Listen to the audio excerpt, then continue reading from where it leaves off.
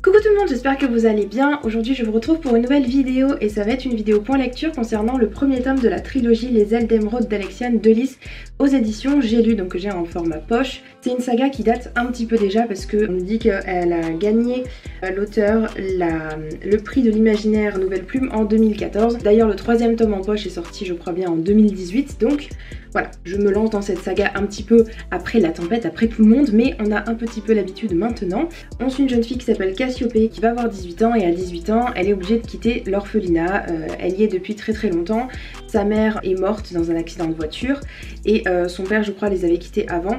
Et donc elle a été recueillie dans un orphelinat. C'est une fille qui se comporte un petit peu comme une mère pour les autres orphelins. Du coup, lorsque la directrice lui dit qu'elle va être obligée de quitter l'orphelinat parce que elle va avoir 18 ans et qu'elle peut plus l'avoir sous son toit, elle va être un petit peu triste de quitter déjà les orphelins et en plus elle a pas envie de leur faire de leur causer plus de soucis, donc elle va s'en aller en fait sans regarder en arrière et elle va essayer de faire sa vie comme elle peut. Elle a pas forcément d'idée de ce qu'elle veut faire dans la vie, elle a pas forcément de métier et elle va un petit peu errer comme ça dans les rues, etc.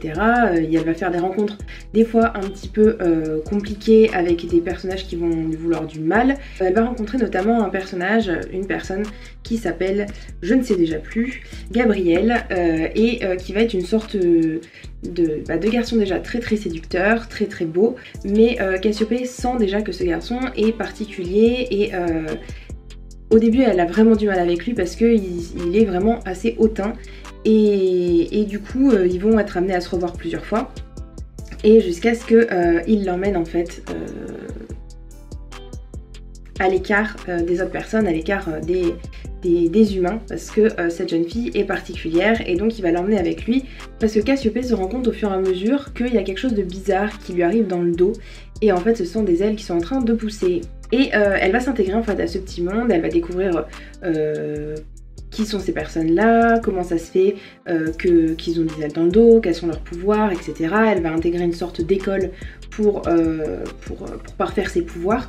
Et donc à partir de là, on va aussi se rendre compte qu'il y a différents clans qui sont opposés. Enfin bref, un petit peu le schéma, on va dire, logique et le schéma qu'on retrouve le plus fréquemment dans ce genre d'histoire un petit peu fantastique avec des personnages qui ont des pouvoirs spéciaux. Ce livre est assez gros en fait, il fait quasiment 600 pages je crois, même presque 700 pages. Pourtant je me suis pas vraiment ennuyée, j'ai vraiment passé un bon moment. J'ai bien aimé la plume de l'auteur, elle est très fluide, ça se lit très facilement. L'univers fantastique arrive assez doucement en fait. On a toute une grosse partie en fait du livre où Cassiopée se retrouve toute seule, où elle essaye de faire un petit peu sa vie, d'enchaîner les petits boulots et où on voit au fur et à mesure apparaître du coup ses capacités particulières et ses ailes. Voilà, on met en place l'histoire assez doucement finalement. C'est un livre qui se lit tout seul, l'auteur développe des personnages qui sont assez intéressants et on a aussi des relations humaines qu'on voit que l'auteur veut développer et qu'on voit qu'elle veut essayer de faire quelque chose d'assez d'un peu sentimental quand même, pas qu'on soit uniquement dans de l'action.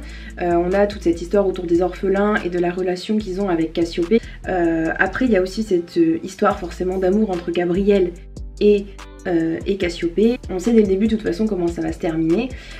Donc c'est pas forcément une surprise. J'ai avancé dans l'histoire assez simplement, je me suis pas trop posé de questions. J'ai trouvé qu'il y avait des choses qu'on avait déjà vues dans d'autres romans et j'ai pas été plus surprise que ça, c'est ce qui m'a peut-être le plus manqué. On a quand même vers la fin des petites révélations, des petites choses qui se passe et où je me suis dit ah enfin il y a quelque chose qui me surprend, il y a quelque chose, voilà, je m'attendais pas à ça, donc j'ai été plutôt bien contente de voir les choses arriver en fait à la fin. Il y a aussi tout cet aspect des pouvoirs que j'ai trouvé assez intéressant, mais c'est pas non plus transcendant, c'est pas non plus exceptionnel.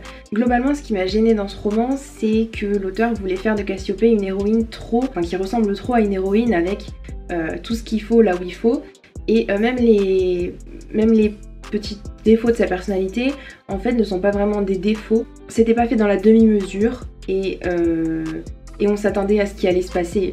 Forcément Gabriel au début il est méchant et on sait dès le début qu'il va être gentil. C'est ce genre de roman où on sait plus ou moins ce qui va se passer en fait, et c'est ça qui m'a un petit peu gênée. Pourtant je vais continuer parce que j'ai bien aimé ce premier tome, j'ai bien envie de voir ce qui va se passer dans le deuxième tome, en espérant que l'auteur développe un peu plus l'aspect un petit peu fantastique, cette histoire entre les différents clans et les guerres qui se vouent. J'aimerais juste rajouter que ce livre m'a beaucoup fait penser, et si vous avez aimé celui-ci, vous aimerez les étoiles de noces Ed et inversement. Enfin moi dès que j'ai commencé je me suis dit ah mais ça me fait beaucoup penser aux étoiles de noces Ed, parce que c'est un petit peu le même style de lecture, c'est-à-dire une lecture qui se lit très bien.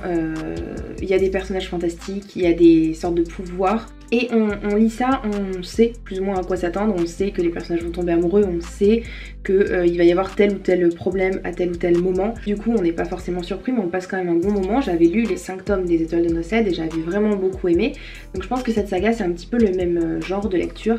Ça me fait penser un petit peu aussi dans le genre un petit peu moins connu peut-être, enfin que moi je vois un peu moins sur Booktube, c'est Né à minuit, où pareil c'est une histoire un petit peu où il y a des personnages, il y a des vampires, et il y a des... ils ont des pouvoirs un petit peu particuliers, ça se rapproche un petit peu plus des étoiles de noces Ed. Si vous avez lu les étoiles de noces Ed ou celui-là, je pense que vous pouvez essayer de lire les deux, parce que ça pourrait très fortement vous plaire. Voilà, c'est tout pour ma vidéo, j'espère qu'elle vous aura plu. Si vous avez lu ce livre, n'hésitez pas à me le dire en commentaire, et je vous dis à bientôt dans une prochaine vidéo. Ciao ciao!